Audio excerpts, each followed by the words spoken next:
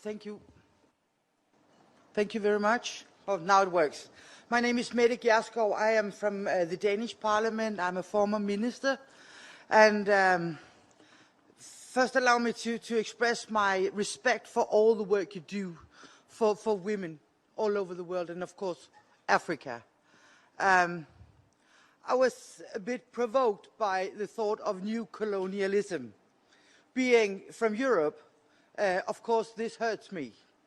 And so I would like to share a bit, because I have been to Africa, and I know that there are different countries, and I've been to Zimbabwe and Mali and Tunisia and Tanzania and Kenya and Rwanda, a lot of African countries. And I've spoken to a lot of African women.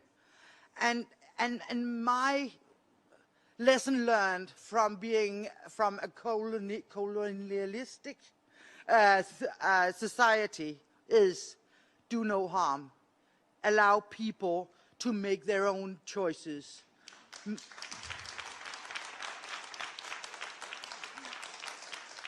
And when I've been to Africa, I've spoken to a lot of women, and some women want this, and some women want that.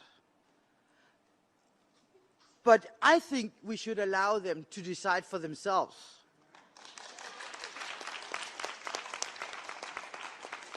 And that includes freely decide over their own body, their own sexuality, when and how many babies they want, if they want contraception, if they want abortion. We don't have to put it on anybody else. So if you want to make sure that you don't start a new colonization, let people make their own choices, decide over their own body. Thank you very much.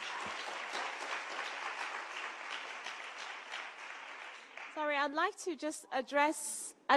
address the lady who had spoken, the Danish lady who had spoken about comparing African women not having the right to choose what to do with her body and it being colonization. It's actually quite amazing how you were able to kind of twist that into shape, to that thought. But I must say this to you.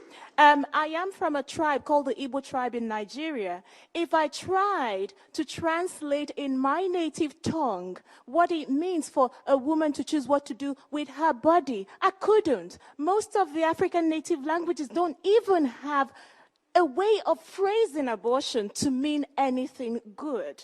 Now, as communities of people and as societies, where it actually then becomes colonization, a neo-colonization, is that people from the Western world come to Africa and try to give us these kinds of language that we could never translate into our native tongue.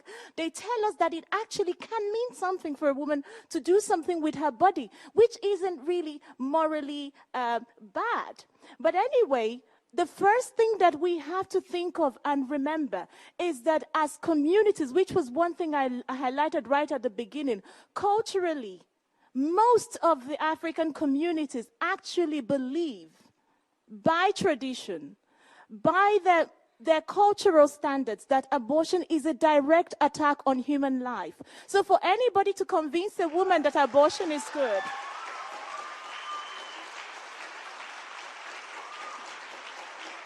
sorry.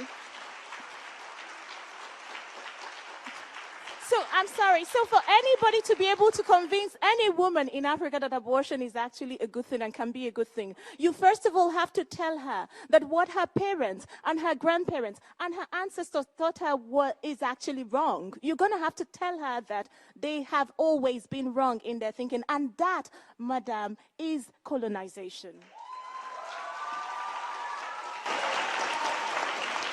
We are, excuse me. We are bound by our contract with the conference management of the UN that we must end at 6 o'clock because there is another event. I would like to give the last, to Maria, the last word among the panelists, and then we will. I believe that Uju's last word was absolutely splendid. I really don't have anything to add to that. Thank you, Uju. Thank you, Dr. Wally, for everything that you do for mothers in Africa and their children.